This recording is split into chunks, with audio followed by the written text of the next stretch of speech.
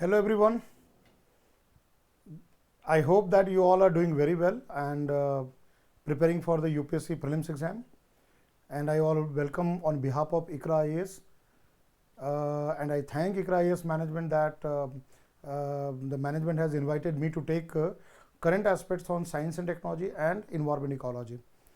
So what I'll do in the classroom is that whatever the relevant areas of science and technology and environment ecology which have made headlines, right, and which are very important for the upcoming examination, I will discuss in the classroom there, right.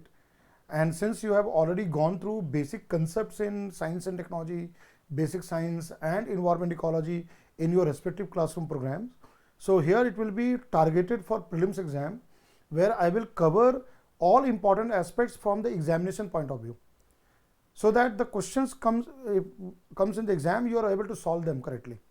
Now just to give you an overview here, that if you see the prelims exam, this area of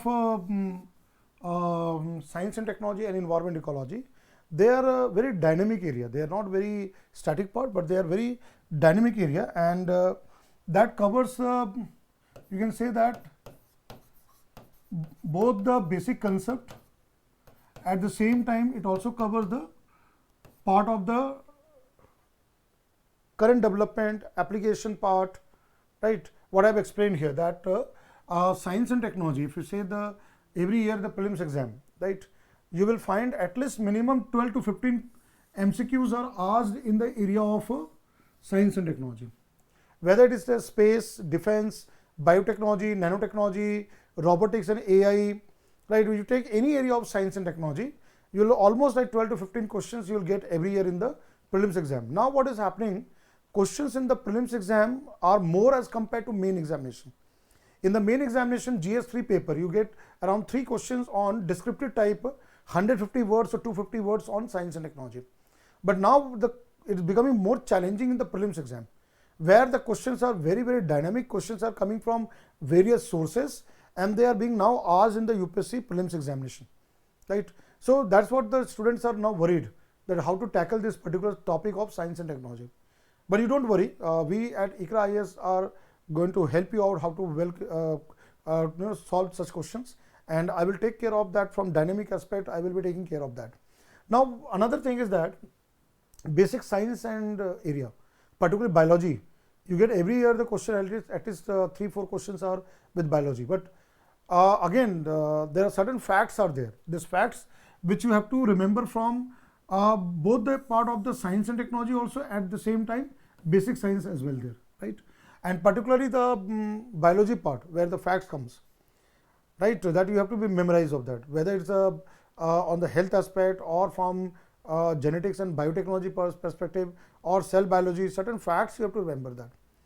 Because when you will solve the MCQ, multiple choice question, there will be certain keywords will be there.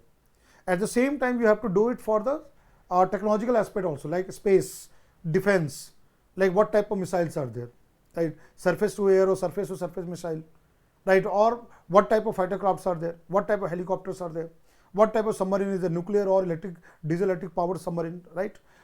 Space technology, let's say satellite, right, what type of satellites have been launched in recent times, right, what type of launch vehicles, PSLV, GSLV, now SpaceX, Falcon 9 Heavy. So a lot of developments are there in the global level, at the national level. So some important facts along with the key concept you have to be remembering from the examination point of view, right.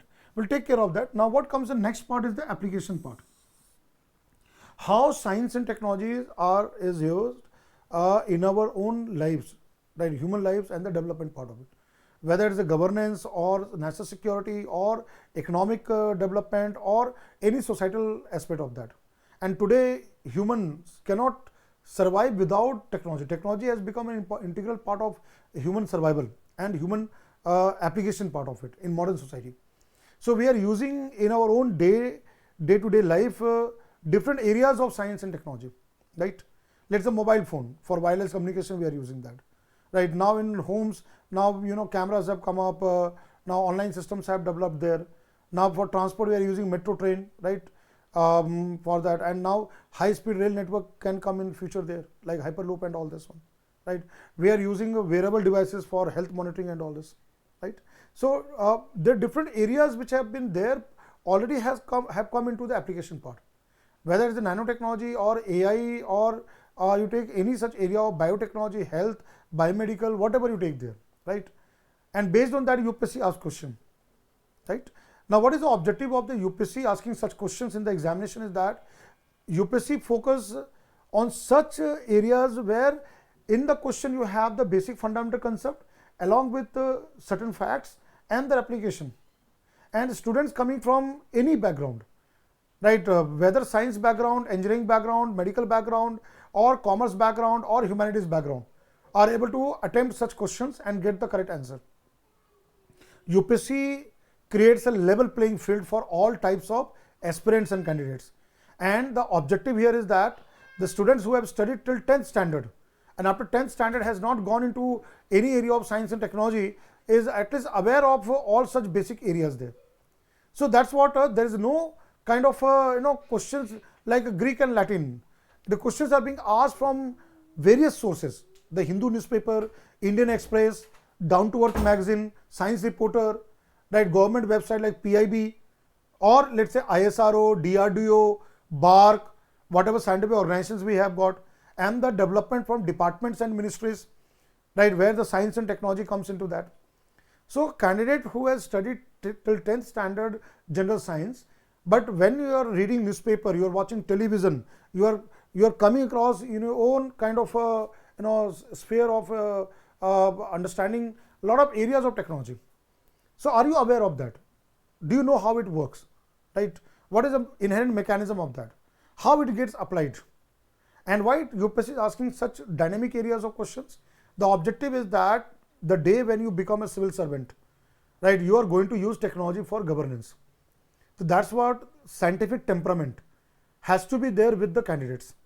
That's what the UPSC questions are, very different from you take any kind of competitive exams, right? So we'll be focusing on those areas. At the same time, as I mentioned, that what is very important is the current development, right?